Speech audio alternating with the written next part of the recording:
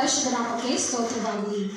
ಈ ದಿನ ವಾಕ್ಯವನ್ನು ಧ್ಯಾನಿಸುವುದಕ್ಕಿಂತ ಮುಂಚೆ ವಾಕ್ಯದ ಭಾಗವನ್ನು ನಾವು ಓದಿಕೊಳ್ಳುವಂತರಾಗಿರೋಣ.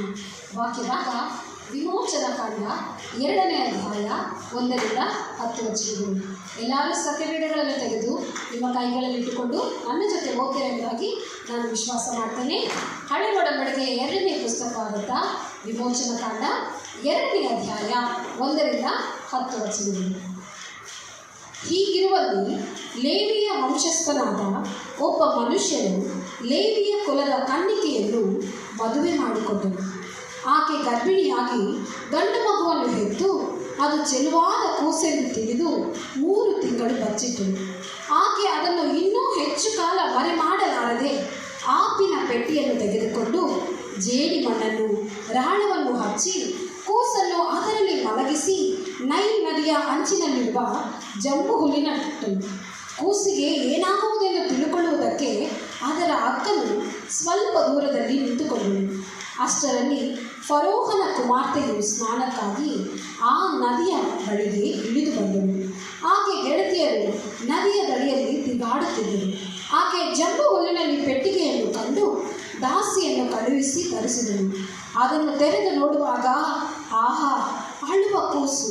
ಅದರ ಮೇಲೆ ಕನಿಕರ ಪಟ್ಟು ಇದು ಇಬ್ರಿಯರ ಮಕ್ಕಳಲ್ಲಿ ಒಂದಾಗಿರಬಹುದೆಂದು ಹೇಳಿದಳು.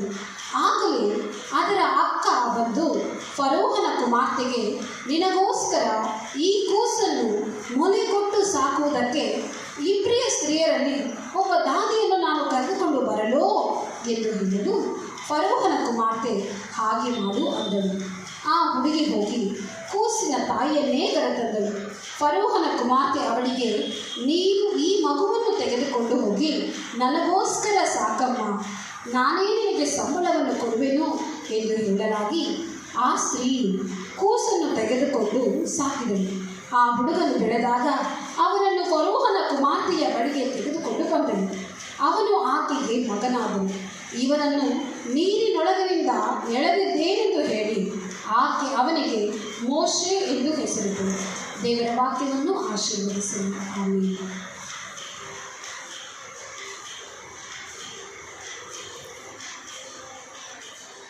ಕರ್ತನಲ್ಲಿ ಪ್ರೀತಿಯುಳ್ಳ ದೇವರ ಮಕ್ಕಳೇ,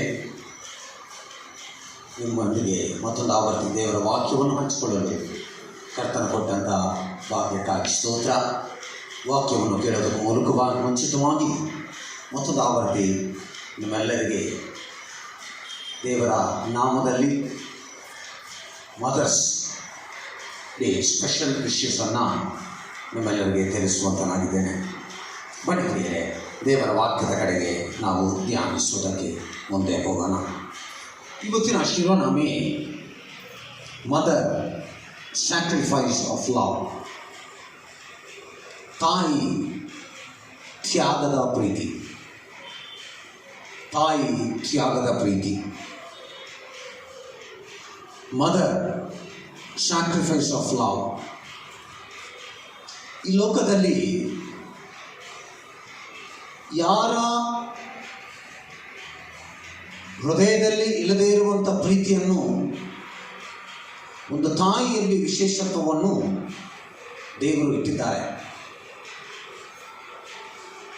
ಈಗ 21ನೇ ಶತಮಾನದಲ್ಲಿ ಇರುವಂಥ ತಾಯಂದಿರ ನಡವಳಿಕೆ ಬೇರೆಯಾಗಬಹುದು, ಅಥವಾ ಒಂದು 10 ದಶಕಗಳಿಗೆ ಮುಂಚೆ 20 ದಶಕಗಳಿಗೆ ಮುಂಚೆ ನಡೆದಂಥ ತಾಯಂದಿರ ಜೀವನ ಬೇರೆಯಾಗಿರ್ಬೋದು. ಯಾವುದಿದ್ರೂ ನಾನು ತಾಯಿಯ ಪ್ರೀತಿಯನ್ನು ಗಮನದಲ್ಲಿಟ್ಟುಕೊಂಡು, ಗುರಿಯಾಗಿಟ್ಟುಕೊಂಡು ನಾನು ಮಾತನಾಡಲಿಕ್ಕೆ ಹೋಗ್ತಾ ಇದ್ದೇನೆ. ಇವತ್ತು ಬಹಳ ಪ್ರಾಮುಖ್ಯವಾಗಿ ನಮ್ಮ ಕಣ್ಣಿಗೆ ಕಾಣದಂತೆ ತ್ಯಾಗವನ್ನು ಮಾಡುವಂಥ ತಾಯಿಯಂದರು ಎಷ್ಟೋ ಜನ ಇದ್ದಾರೆ. ಅವರ ತ್ಯಾಗಗಳನ್ನು ಲೆಕ್ಕ ಮಾಡೋದಕ್ಕಾಗಲ್ಲ. ಅವರು ಮಾಡಿರುವಂಥ ತ್ಯಾಗ ಅದನ್ನು ಅಳತೆ ಮಾಡಿ ಮತ್ತೆ ತಿರುಗಿ ಕೊಳ್ಳಕ್ಕೂ ಸಹ ಆಗೋದಿಲ್ಲ. ಏನಿದು ತ್ಯಾಗ? ಅಮ್ಮ ಅಂದ ಕೂಡಲೇ ಆ ಅಮ್ಮ ಎಂಬುವಂಥ 2 ಅಕ್ಷರದಲ್ಲಿ ಮೂಡಿ ಬರ್ತಕ್ಕಂಥ ಆ ತಾಯಿಯ ಆ ತ್ಯಾಗ ಏನು ಎಂಬುದು ಬಹಳ ಪ್ರಾಮುಖ್ಯವಾಗಿ ಪ್ರತಿಯೊಬ್ಬರು ತಿಳಿದುಕೋಬೇಕು. ಒಂದು ವೇಳೆ ನಿಮ್ಮ ಪಕ್ಕದಲ್ಲಿ ತಾಯಿಯಂದಿರಿದ್ದರೆ ಅವರಿಗೆ ಈಗಲೇ ಹ್ಯಾಪಿ ಮದರ್ಸ್ ಡೇ ಎಂಬುದಾಗಿ ಈಗ ನೀವು ಅವರಿಗೆ ವಿಷಯಗಳನ್ನು ತಿಳಿಸಬೇಕೆಂಬುದಾಗಿ ಕೇಳುತ್ತೇನೆ. ನಾವು ಇವತ್ತಿನ ಧ್ಯಾನದಲ್ಲಿ ನಾನು ತುಂಬ ಹೊತ್ತು ತೆಗೆದುಕೊಳ್ಳಲ್ಲ, ಬದಲಾಗಿ 2 ವಿಷಯಗಳನ್ನು ಮಾತ್ರ ಹೇಳಿ ನಾನು ಈ ಪ್ರಸಂಗವನ್ನು ಮುಗಿಸೋಕೆ ಹೋಗ್ತಾ ಇದ್ದೇನೆ. ಮೊದಲನೇದಾಗಿ ದರ್ಶನ, ಎರಡನೇದಾಗಿ ದಾಹ. ದರ್ಶನ, ದಾಹ, vision and passion. Mother, symbol of love. We can call her as a symbol of love. We can call her even as an icon of love also. ಒಂದು ಪ್ರೀತಿಗೆ ಚಿಹ್ನವಾಗಿಯೂ ಸಹ ಕರೆಯಬಹುದು ನಾವು. ಆಕೆಯ ಪ್ರೀತಿಯನ್ನು ವರ್ಣಿಸಲಿಕ್ಕೆ ಸಾಧ್ಯನೇ ಇಲ್ಲ. ಎಂಥ ಸಂದರ್ಭ ಬಂದರೂ ಸಹ ತಾನು ಜನ್ಮವನ್ನು ಕೊಟ್ಟಂತ ಮಕ್ಕಳಿಗೆ ತನ್ನ ಪ್ರೀತಿಯನ್ನು ತೋರಿಸುವುದರ ಮೂಲಕವಾಗಿ ಆ ತಾಯಿ ಬಹಳಷ್ಟು ತ್ಯಾಗವನ್ನು ಮಾಡುತ್ತಾಳೆ. ನಾವು ನೇರವಾಗಿ ದೇವರ ವಾಕ್ಯದ ಕಡೆಗೆ ಹೋಗೋಣ. ಮೊದಲನೇದಾಗಿ ದರ್ಶನ. ದರ್ಶನ, ಈಗಾಗಲೇ ಪಾಸ್ಟರ್ ಅವರು ನಮಗೆ ವಾಕ್ಯವನ್ನು ಓದಿದ್ದಾರೆ. ಈ 10 ವಚನಗಳು ಬಹಳ ವಿಶೇಷವಾದ ವಚನಗಳು ಪ್ರಿಯರಿಗೆ. ಈ ವಾಕ್ಯವನ್ನು ಓದುವಾಗಲೇ ನಮಗೆ ಚೆನ್ನಾಗಿ ಅರ್ಥ ಆಗುತ್ತೆ. ಇದು ಒಂದು ಘಟನೆ. ಈ ಘಟನೆ ಏನಂದ್ರೆ, ಈ ಘಟನೆ ಎಲ್ಲಿ ನಡೀತಾ ಇದೆ ಅಂದ್ರೆ ಐಗುಪ್ತ ದೇಶದಲ್ಲಿ ಇಸ್ರಾಯೇಲಿನ ಜನರ ಮಧ್ಯದಲ್ಲಿ ನಡೀತಾ ಇದೆ. ಈ ಘಟನೆ ಯಾವ ಸಂದರ್ಭದಲ್ಲಿ ನಡೀತಾ ಇದೆ ಅಂದ್ರೆ ಇಸ್ರಾಯೇಲ್ ಜನರು ಅಭಿವೃದ್ಧಿ ಆಗುತ್ತಿರುವಂಥ ಸಂದರ್ಭದಲ್ಲಿ, ಇಸ್ರಾಯೇಲ್ ಜನರು ಒಂದೊಂದು ದಿವಸ ಆಶೀರ್ವಾದ ಹೊಂದುವ ಸಂದರ್ಭದಲ್ಲಿ, ಆ ಐಗುಪ್ತ ದೇಶದಲ್ಲಿರುವಂತಹ ಫರೋಹನಿಗೆ ಇನ್ನೆಲ್ಲಿ ಇಸ್ರಾಯೇಲ್ ಜನರು ಅಭಿವೃದ್ಧಿ ಆಗ್ತಾರೋ ಎಂಬುದಾಗಿ ಇಸ್ರಾಯೇಲ್ ಜನರ ಮಧ್ಯದಲ್ಲಿ ಹುಟ್ಟುವಂತಹ ಎಲ್ಲ ಗಂಡು ಮಕ್ಕಳನ್ನು ಸಾಯಿಸಬೇಕೆಂಬುದಾಗಿ ಅಪ್ಪಣೆಯನ್ನು ಕೊಡ್ತಾ ಇದ್ದಾರೆ. ಅಂತ ಸಂದರ್ಭದಲ್ಲಿ ಈ ಮಗು ಹುಟ್ಟಲಿಕ್ಕೆ ಆಗ್ತಾ ಇದೆ. ಈ ಮಗು ಯಾರ ಬಗ್ಗೆ ನಾವು ಮಾತನಾಡ್ತಾ ಇದ್ದೀವಿ? ಇವತ್ತು ಮೋಶೆಯ ತಾಯಿ ಬಗ್ಗೆ ನಾವು ಮಾತನಾಡ್ತಾ ಇದ್ದೀವಿ. ಇವತ್ತು ಯಾರ ಬಗ್ಗೆ ನಾವು ಚರ್ಚೆಯನ್ನು ಪ್ರಾರಂಭ ಮಾಡ್ತಾ ಇದ್ವಿ? ಮೋಶೆಯ ತಾಯಿ ಮಾಡಿದಂಥ, ಮೋಶೆಯ ತಾಯಿಗೆ ಇದ್ದಂಥ ದರ್ಶನ,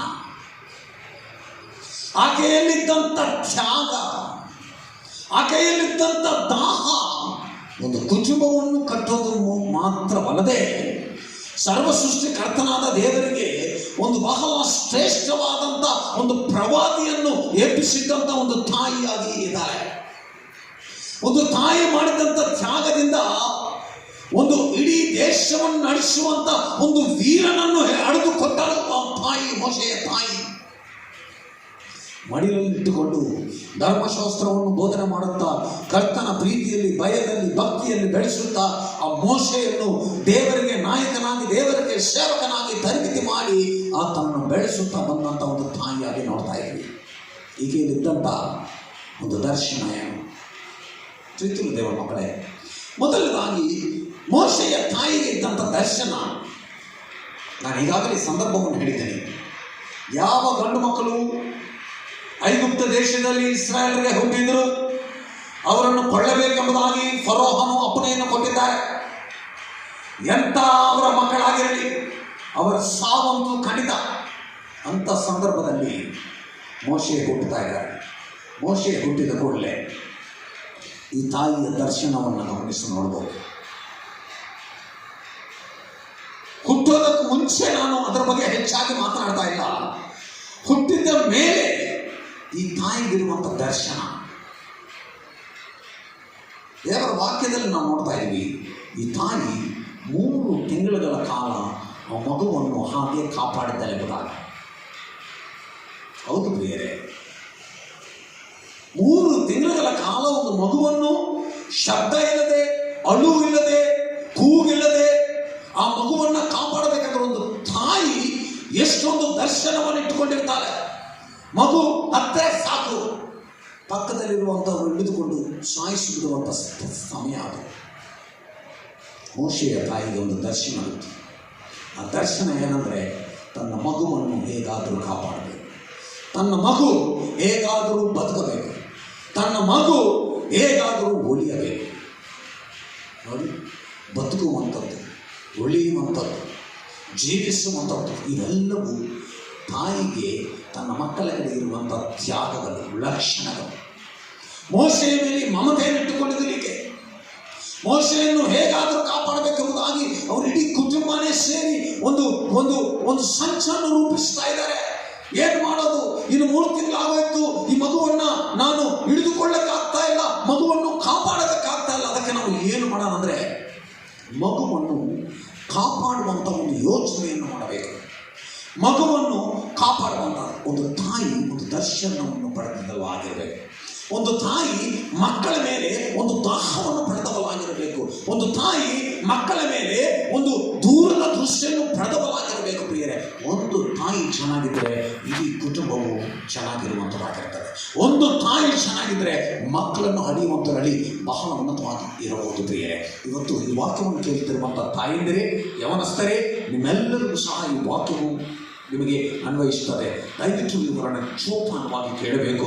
ಈ ಮೋಶೆಯ ತಾಯಿಯಲ್ಲಿದ್ದಂಥ ದರ್ಶನ ಬಹಳ ಪ್ರಾಮುಖ್ಯವಾದದ್ದು. ಪ್ರಿಯರೇ, ಮಗು ಸಾಯಬಾರದು, ಮಗು ಉಳಿಯಬೇಕು, ಮಗು ಹಾಗೆ ಆಶೀರ್ವಾದಕರವಾಗಿರಬೇಕು ಎಂಬುವಂಥ ಒಂದು ದರ್ಶನ, ಒಂದು ಛಲವನ್ನು ಪಡೆದಂಥ ಒಂದು ವ್ಯಕ್ತಿಯಾಗಿದ್ದರು. ಅದಕ್ಕೆ ಏನು ಮಾಡ್ತಾ ಇದ್ದಾರೆ ಇವರು? ಮಗುವನ್ನು ಹೇಗಾದರೂ ಕಾಪಾಡಬೇಕು, ಮಗುವನ್ನು ಹೇಗಾದರೂ ಸಂರಕ್ಷಿಸಬೇಕು, ಹೇಗಾದರೂ ಮಗುಗೆ ಮತ್ತೆ ಹೊಸ ಜೀವನವನ್ನು ಕೊಡಬೇಕೆಂಬುದಾಗಿ ತಾಯಿ ದಾಹವನ್ನು ಪಟ್ಟಿರುವವರಾಗಿದ್ದಾನೆ. ಪ್ರಿಯರೇ, ಅದಕ್ಕೆ ಮೋಶೆಯ ಅಕ್ಕನಾದಂಥ ಮಿರಿಯಾಮಳು, ಮೋಶೆಯ ತಾಯಿ, ಇವರೆಲ್ಲರೂ ಇಡೀ ಕುಟುಂಬವಾಗಿ ಸೇರಿ ಒಂದು ಯೋಚನೆಯನ್ನು ಮಾಡ್ತಾ ಇದ್ದಾರೆ. ಅಮ್ಮ, ಈ ಮೋಶೆ ಸಾಯಲಬಾರದು ಮತ್ತು ಅದರಿಂದ ಬದುಕಬೇಕು. ಹೇಗೆ ಇದು? ಒಂದು ಯೋಚನೆಯನ್ನು ಮಾಡ್ತಾ ಇದ್ದಾರೆ. ನೈಲ್ ನದಿಯಲ್ಲಿ, ಈ ನೈಲ್ ನದಿ ಬಹಳ ಪ್ರಾಮುಖ್ಯವಾದ ನದಿಯಾಗಿದೆ ಐಗುಪ್ತ ದೇಶದಲ್ಲಿ. ಈ ನೈಲ್ ನದಿ ಧಾರ್ಮಿಕವಾಗಿ ಬಹಳ ಸೂಚನೆಗಳನ್ನು ಐಗುಪ್ತ ದೇಶದವರಿಗೆ ಕೊಡುವಂಥದ್ದಾಗಿದೆ. ಈ ನೈಲ್ ನದಿ ಬಹಳ ಶ್ರೇಷ್ಠವಾಗಿ ಆ ದೇಶದ ಜನರಿಗೆ ಐಶ್ವರ್ಯವನ್ನು ಮತ್ತು ಉನ್ನತವಾದ ಆರ್ಥಿಕವಾದ ನೆಮ್ಮದಿಯನ್ನು ಹೊಂದಿಕೊಟ್ಟಂತಹ ಸಮಯವಾಗಿದೆ ನೈಲ್ ನದಿ. ಆದರೆ ನೈಲ್ ನದಿಯಲ್ಲಿ ಒಂದು ಸಮಸ್ಯೆ ಇದೆ. ಸಮಸ್ಯೆ ಏನಂದರೆ, ಅದರಲ್ಲಿ ಮೊಸಳೆಗಳು ಸುತ್ತುತ್ತಾ ಇರ್ತವೆ. ನೈಲ್ ನದಿಯಲ್ಲಿ ಮೊಸಳೆಗಳು ಸುತ್ತುತ್ತಾ ಇರ್ತವೆ.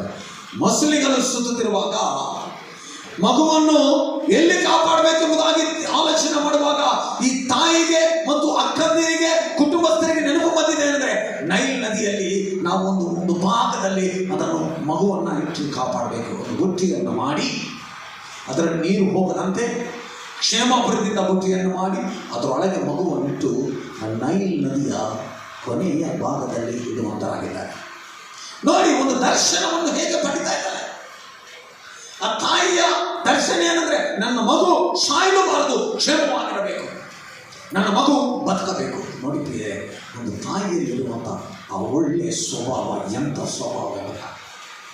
ಆ ತಾಯಿಯಲ್ಲಿರುವಂಥ ಭಾವನೆ ಎಷ್ಟು ಉನ್ನತವಾದ ಭಾವನೆ ಎಂಬುದಾಗಿ ನಾವು ನೋಡಬಹುದು. ಒಂದು ಉದಾಹರಣೆಯನ್ನು ಹೇಳಿ ನಾನು ಮುಂದೆ ಹೋಗ್ತೇನೆ. ಒಂದು ಕೋಳಿ ಮರಿಗಳನ್ನು ಪಡೆದಾಗ ಆ ಮರಿಗಳು ಕೋಳಿಯ ಪಕ್ಕದಲ್ಲೇ ಇರ್ತವೆ. ಈ ಮರಿಗಳು ಸಣ್ಣವುಗಳಾಗಿರುವಾಗ ಈ ತಾಯಿ ಕೋಳಿ ಏನು ಮಾಡುತ್ತಂದ್ರೆ, ಅವುಗಳಿಗೆ ಬೀಜಗಳನ್ನು, ಊಟವನ್ನು ತೆಗೆದುಕೊಂಡು ಬಾಯಲ್ಲಿ ಇಟ್ಟುಕೊಂಡು ಬಂದು ಆ ಮರಿಗಳಿಗೆ ಕೊಡುವಂಥದ್ದಾಗಿರ್ತದೆ. ತಾಯಿ ಮಗು ಜೊತೆಯಲ್ಲಿ ಇದ್ದು ಓಡಾಡುವಂಥ ಸಂದರ್ಭದಲ್ಲಿ ಮೇಲಿಂದ ಹದ್ದು ನೋಡ್ತಾ ಇರುತ್ತೆ. ಈ ತಾಯಿ ಮಕ್ಕಳು ಒಂದಾಗಿರುವಾಗ ಹದ್ದು ಅವುಗಳನ್ನು ಟಚ್ ಮಾಡೋದಿಲ್ಲ. ಆದರೆ ಯಾವಾಗ ಈ ಮಗು ಈ ತಾಯಿ ಸ್ವಲ್ಪ ದೂರ ಕಾಣ್ತೀವೋ, ಇಮಿಡಿಯೇಟ್ ಆಗಿ ಹದ್ದು ಕೆಳಗೆ ಬಂದು ಆ ಆ ಮರಿಯನ್ನು ಎತ್ಕೊಂಡು ಹೋಗುತ್ತೆ, ಕೋಳಿ ಮರಿಯನ್ನು. ಇದು ದೇವರ ಮಕ್ಕಳೇ, ಇದು ಮೋಶೆಯ ಜೀವನದಲ್ಲಿ ನಡೆದಂಥ ಘಟನೆ. ಮೋಶೆಯ ಜೀವನದಲ್ಲಿ ಇದೇ ರೀತಿಯಾದಂಥ ಒಂದು ಭಾವನೆಗಳನ್ನು ನಾವು ನೋಡ್ತಾ ಇದ್ದೀವಿ. ಒಂದು ಆಲೋಚನೆಗೆ ಬರ್ತಾರೆ. ಎಲ್ಲಿ ಅಂದರೆ, ಅವರು ಯೋಚನೆ ಮಾಡಿದಂಥ ಒಂದು ಸ್ಥಳ ಫರೋಹನ ಮಗಳು ಸ್ನಾನ ಮಾಡುವಂಥ ಸ್ಥಳ. ಯಾವ ಉದ್ದೇಶಕ್ಕಾಗಿ ಅಲ್ಲಿ ಇಡ್ತಾ ಇದ್ದಾರೆ ಅಂದರೆ, ಮಗು ಕ್ಷೇಮೋಪೀಠಿ ಇರಬೇಕು ಮತ್ತು ಮೋಶೆಯ ಅಕ್ಕ ಅಲ್ಲೇ ಕಾದಿದ್ದಾರೆ. ನೋಡಿ ಪ್ರಿಯರೇ, ಒಂದು ಬುಟ್ಟಿಯನ್ನು ಮಾಡಿದ್ರು, ಮೋಶೆಯನ್ನು ಅದರಲ್ಲಿಟ್ಟು ತೆಗೆದುಕೊಂಡು ಹೋಗಿ ನದಿಯ ದಡದಲ್ಲಿ ಆ ಫರೋಹನ ಮಗಳು ಸ್ನಾನ ಮಾಡುವಂಥ ಸ್ಥಳದಲ್ಲಿ ಇಟ್ಟು ಇದ್ದಾರೆ. ಒಳ್ಳೆಯ ದರ್ಶನ.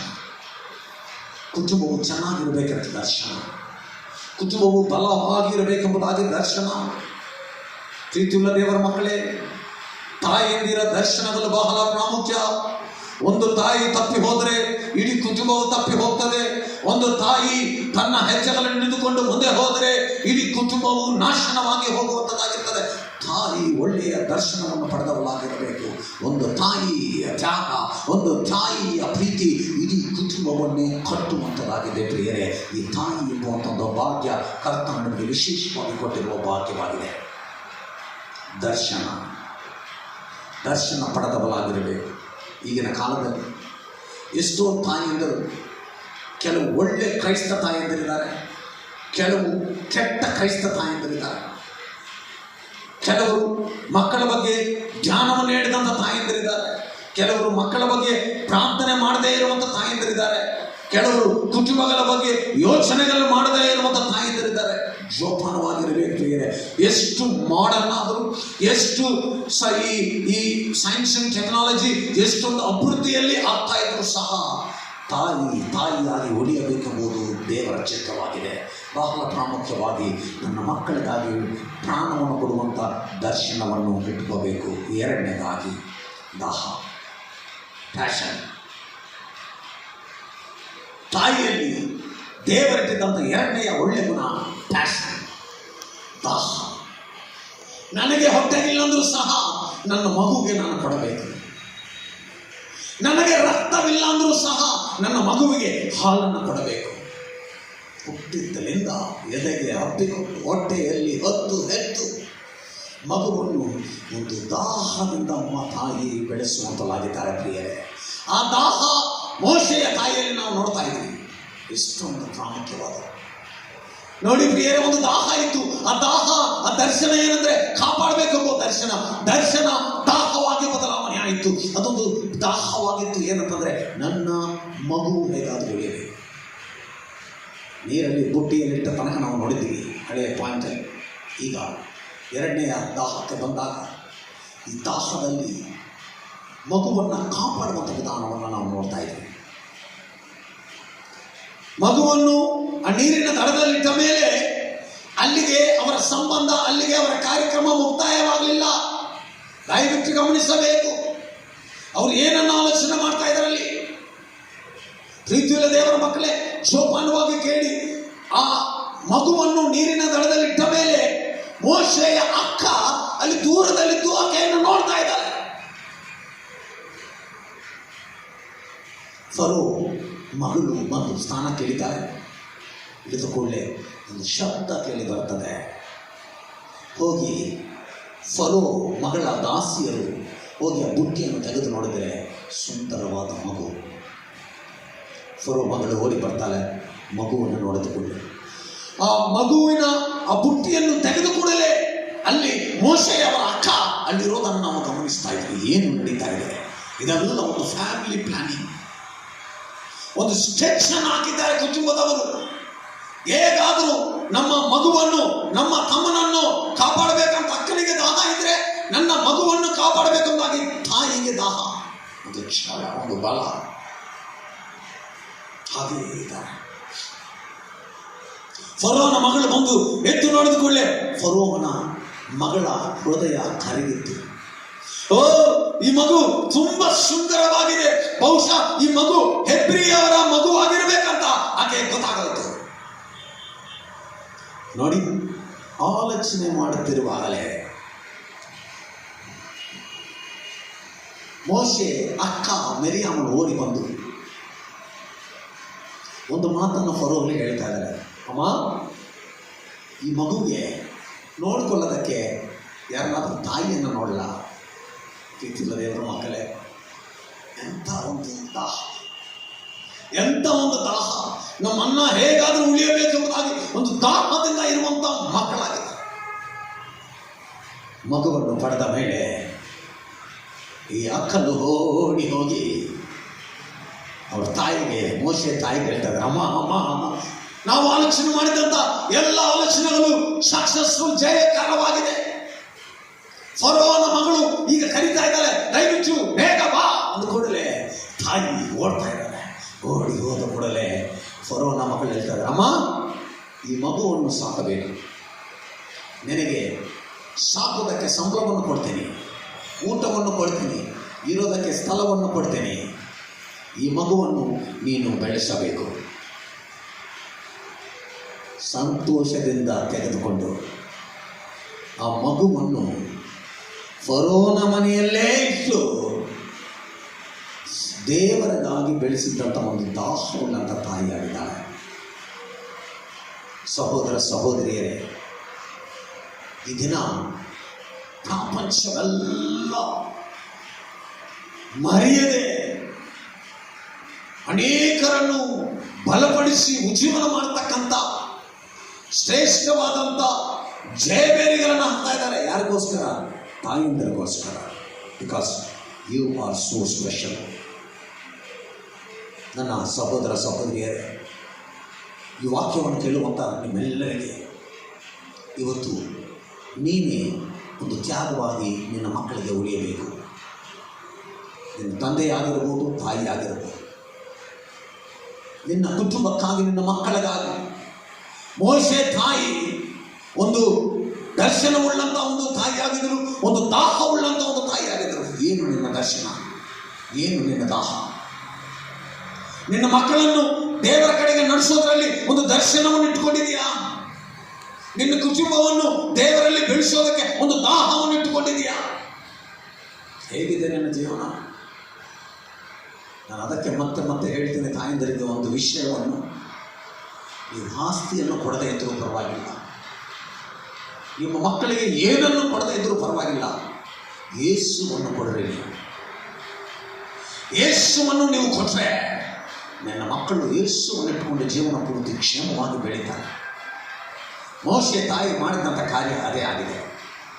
ಹೋಗಿ ಫರೋಹನ ಅರಮನೆಯಲ್ಲಿದ್ದು ಮಡಿಲಲ್ಲಿ ಮೋಶೆಯನ್ನು ಹಾಕಿಕೊಂಡು ಧರ್ಮೋಪದೇಶವನ್ನು ಆಕೆಗೆ ಬೋಧನೆ ಮಾಡುತ್ತಾ ಆತನ ಹೃದಯದಲ್ಲಿ ಆ ಧರ್ಮೋಪದೇಶದ ಕಾರಣವನ್ನು ಎಲ್ಲವನ್ನು ಧರ್ಮ ಕಾರ್ಯಗಳಿಟ್ಟಿದ್ದಾರೆ.